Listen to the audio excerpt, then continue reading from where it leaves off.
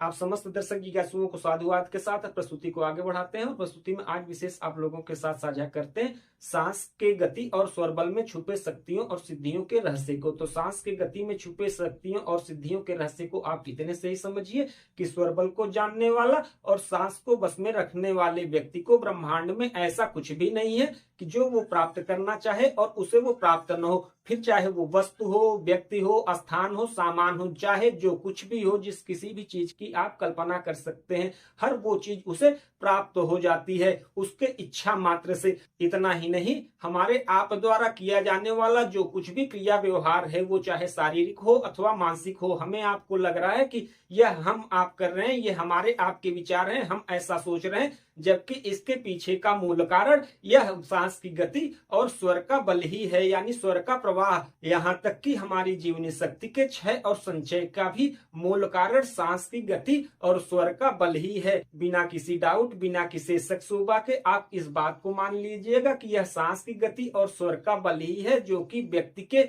रोगी, भोगी अथवा योगी होने का प्रमाण है। तो सांस की गति और स्वर बल को जानने के लिए नितांत आवश्यक है कि हमें सांस की गति और स्वर के बल को जान लेना चाहिए। तो सांस की गति क्या है और कितनी है, और स्वर का बल क्या है। तो सांस की गति और स्वर बल को जानने के लिए नितांत आवश्यक है कि हमें सूर्य, चंद्रमा और पृथ्वी के विशेष बल और उनके गुणधर्म को जान लेना चाहिए। सूर्य, चंद्रमा और पृथ्वी के विशेष गुणधर्म और उनके बल को जाने बगैर स्वर के बल को नहीं जाना जा सकता, सांस की गति को नहीं समझा जा सकता। तो इसके लिए नितांत आवश्यक है कि हम सूर्य, चंद्रमा और पृथ्वी के विशेष बल और उनके गुणधर्म से अवगत हो। तो चलिए हम सूर्य, चंद्रमा और पृथ्वी के कुछ विशेष गुणधर्म से आपको अवगत कराते हैं। तो यह आसमान में दिखने वाला आपका यह सूर्य जो समस्त ब्रह्मांड को प्रकाशमान किए हुआ है, यह ऊर्जा का सबसे बड़ा स्रोत है। वहीं बात करें चंद्रमा की, तो चंद्रमा रसायन का सबसे बड़ा स्रोत है। रसायन कहें तो जल और रस और रसायन अथवा जल जो होता है, इसका सबसे बड़ा स्रोत जो है आपका चंद्रमा है। इस बात को आप ऐसे मानिए। पूर्णिमा के समय पे आप जरा सा नोटिस करिएगा, ध्यान दीजिएगा, पूर्णिमा से बल्कि 2 दिन पहले जब चंद्रमा अपने पूर्ण आकार को प्राप्त कर रहा होता है, उस समय आप देखेंगे तो उस समय चंद्रमा का गुरुत्वाकर्षण बल बढ़ जाता है और साथ ही साथ पृथ्वी से उसकी दूरी भी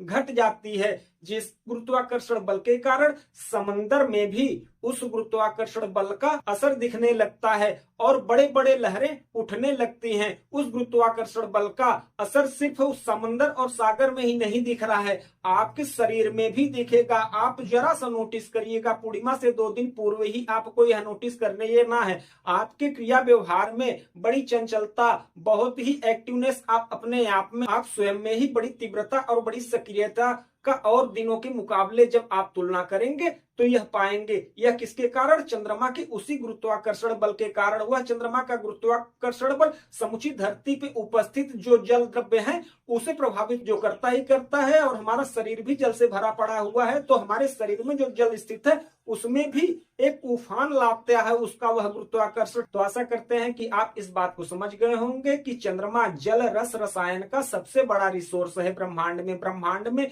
जल के जितने भी रिसोर्स, चाहे जिस किसी भी रूप में, चाहे जिस किसी भी अवस्था में, चाहे जिस जगह भी उपस्थित हैं, वो आपस में इंटरकनेक्टेड हैं और सब के सब चंद्रमा से प्रभावित होते हैं। तो चलिए अब बात करते हैं सूर्य। तो सूर्य जो कि ब्रह्मांड में ऊर्जा का सबसे बड़ा केंद्र है, हमारी पृथ्वी पर भी जो कुछ भी अन्न आदि हमें प्राप्त हो रहे हैं वनस्पतियों के माध्यम से, तो ये वनस्पतियां भी जो फल फ्रूट हमें प्रदान करती हैं हमारे भोजन सामग्री के रूप में, जिन्हें खाकर हम ऊर्जा ही प्राप्त करते हैं, हमारे शरीर को ऊर्जा ही प्राप्त होती है, वो इन्हीं वनस्पतियों, अन्न आदि के माध्यम से। तो उसमें भी वो ऊर्जा जो प्राप्त होती है वह इसी सूर्य की ऊर्जा ही है, कुछ और नहीं। हाँ, यह एक प्रकृति का अपना फिल्ट्रेशन मैकेनिज्म है जिसके माध्यम से ये वनस्पतियां हमें भिन्न भिन्न प्रकार से, भिन्न भिन्न स्वाद और गुणधर्म से वो ऊर्जाएं प्राप्त कराती हैं। तो यह बात भी हमें समझ में आ जाएगी जब हम पृथ्वी के विशेष गुणधर्म को जान लेंगे, क्योंकि अभी तक हम सूर्य और चंद्रमा के ही गुणधर्म और बल को समझ रहे थे। तो अब चलिए जानते हैं कि पृथ्वी का गुणधर्म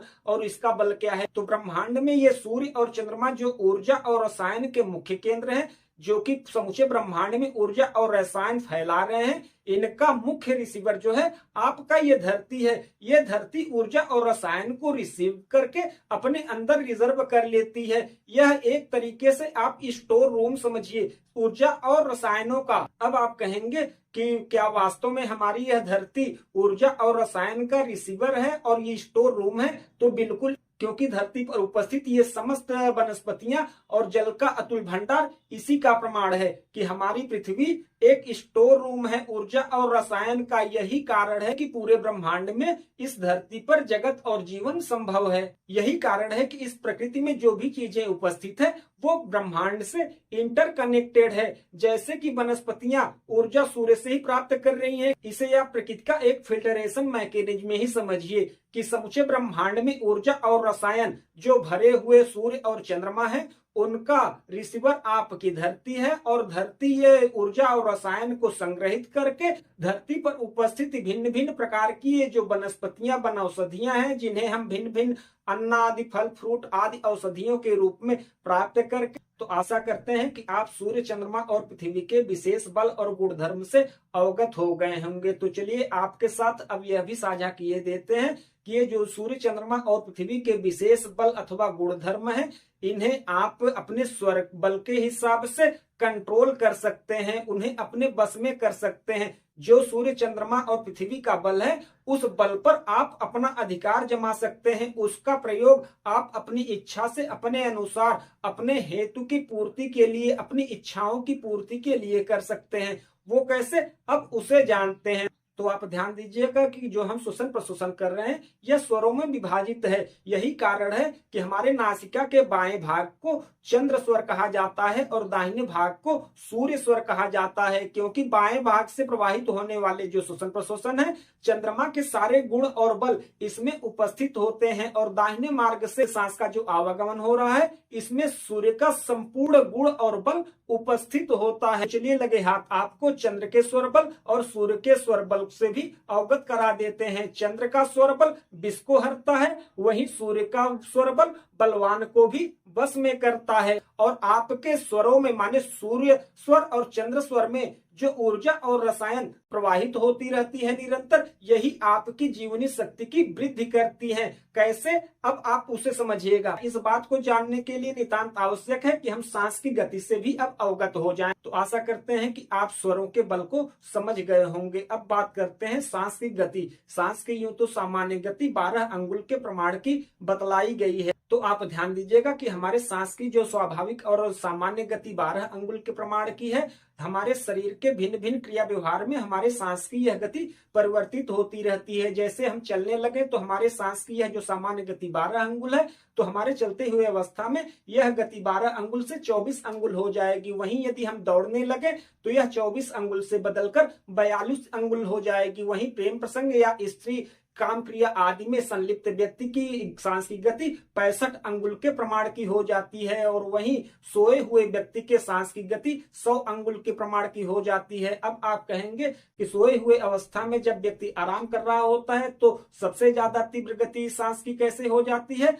आप ध्यान दीजिएगा कि सोए हुए अवस्था में ही व्यक्ति खर्राटे भी मारता है। वहीं भोजन करते या वमन करते समय हमारे इसी सांस की गति 18 अंगुल के प्रमाण की हो जाती है। स्वरों में तत्वों के सक्रिय होने पर भी हमारे सांस की गति बदल जाती है। जैसे वायु तत्व की सक्रियता होने पर हमारे सांस की गति 8 अंगुल के प्रमाण की हो जाएगी, और वहीं यदि अग्नि तत्व सक्रिय होता है तो 8 अंगुल से भी घट के यह 4 अंगुल के प्रमाण का हो जाता है। यदि पृथ्वी तत्व सक्रिय होता है तो यह आपका 8 अंगुल से बढ़कर 12 अंगुल, जो कि सांस का सामान्य गति 12 अंगुल है, वह सामान्य गति पर आ जाएगा। यदि वहीं जल तत्व सक्रिय होता है तो यह 12 अंगुल जो कि सामान्य गति है उससे बढ़कर 16 अंगुल के प्रमाण का हो जाएगा। तो सांसों में जब तत्वों की सक्रियता होगी तो सांस की जो सामान्य गति है वह सामान्य गति से भी ऊपर अथवा नीचे हो सकती है। ऐसा सिर्फ तत्वों की सक्रिय रहने पर ही होता है।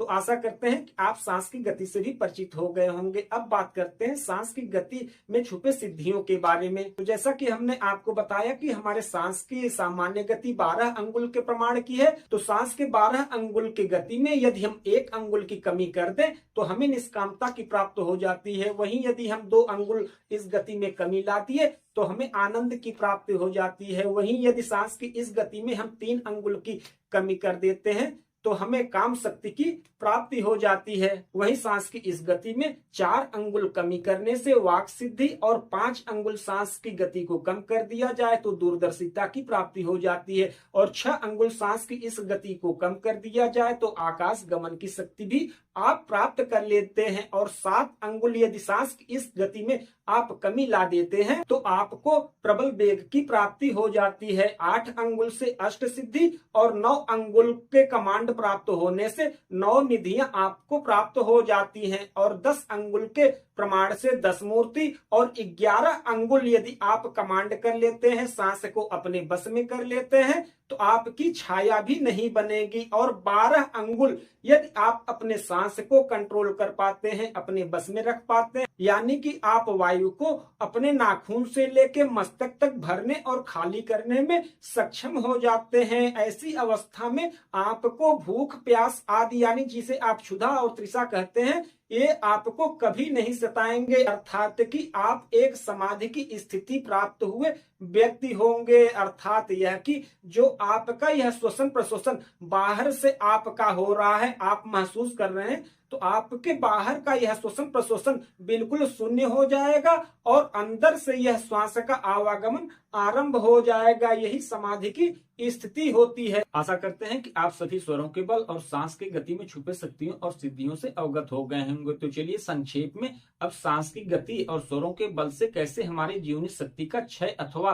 संचय होता है उसे भी जान लेते हैं। तो आप ध्यान दिए होंगे तो हमने पहले ही आपसे साझा किया कि हमारे सांस की सामान्य गति 12 अंगुल के प्रमाण की है। तो ये हमारे द्वारा छोड़े जाने वाले सांस की गति, वहीं हमारे द्वारा ग्रहण किए जाने वाले सांस की गति 10 अंगुल के प्रमाण की होती है। तो यही आप ध्यान दीजिएगा कि हमारे द्वारा ग्रहण किए जाने वाले सांस की गति 10 अंगुल के प्रमाण की है और छोड़ने वाले सांस की गति 12 अंगुल के प्रमाण की है। यानी इसे आप ऐसे समझिए कि हम 10 ग्राम की मात्रा में जीवनी शक्ति को ग्रहण कर रहे हैं और प्रश्वास के माध्यम से 12 ग्राम की मात्रा में इसे वेस्ट कर रहे हैं। तो हमारे प्रत्येक सांस पर हमारे 2 ग्राम जीवनी शक्ति अथवा 2 अंगुल के प्रमाण के जीवनी शक्ति को हम निरंतर नष्ट किए जा रहे हैं। यही कारण है कि हमारे जीवनी शक्ति का क्षय और संचय हमारे सांस की गति और स्वरों के बल से होता है। तो जो छोड़ने की मात्रा है यदि आप उसे कम कर दीजिए और जो ग्रहण करने की मात्रा है उसे आप बढ़ा दीजिए